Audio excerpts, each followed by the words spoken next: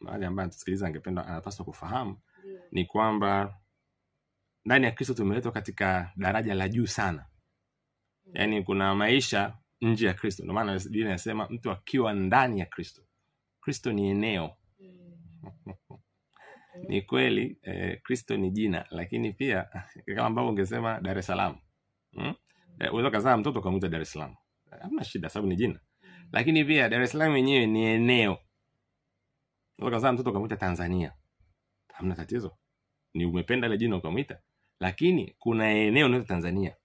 Na ukiingia ndani ya Tanzania ina mipaka yake na mambo yake na vitu vyake na taratibu zake. Kwa vile vile ndani ya Kristo ni eneo, kuna sehemu ukiingia uko ndani ya Kristo. Ndio Biblia inasema na ikiwa mtu akuwa ndani ya Kristo amekuwa nini? Kiumbe kipya. Ndani ile eneo laitwa Kristo kuna aina mpya maisha. Kuna mwenendo mpya. Ungesema kuna kanuni mpya. Moja wapo ni hii kwamba uko ndani ya Kristo hatusemi sisi ni wanadamu tu. Ukija kule una aina mpya uzima, ni uzima wa Mungu. Ni tofauti. Na ndio maana perfection au ukamilifu ni kitu ambacho au ni attribute au ni sifa ambayo inapaswa kuwa sehemu ya maisha yako kwa sababu uko ndani ya Kristo sasa hivi. Nje ya Kristo isingewezekana.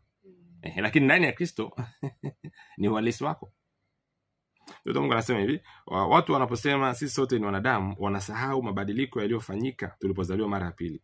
Biblia inasema hata imekuwa mtu akiwa ndani ya Kristo amekuwa kiumbe kipya, ya kale yamepita, tazama yote yamekuwa mapya. Hiyo ni Wakorintho wa pili 5:17. Kama vile viumbe vipya katika Kristo, sisi si wanadamu wa kawaida. Sisi tumezaliwa na Mungu, sisi ni washirika wa asili ya uungu. Hii ni waraka wa pili wa Petro sura ya 1 mstari wa 4. Huu ndo uhalisi. Hii sio story. Hii sio jambo la kusadikika, jambo la kudhania. Yaani ukiwa ndani ya Kristo umeachwa kuwa mwanadamu wa kawaida. Ni kweli unavaa nguo, unatembea, unasikia njaa, unachoka, lakini roho yako imeshageuka kwa sababu mwanadamu halisi sio mwili. Mwanadamu ni roho, anayo nafsi, anaishi kwenye mwili. Kwa roho yake imeshabadilika. Ana aina mpya ya uzima ndani ya roho yake. Yeye ni mshirika wa tabia ya uungu. Ndio nimesoma hiyo waraka wa pili wa Petro sura ya 1 mstari wa 4. Yaani kwa kifupi umeletwa kwenye daraja au tabaka ambapo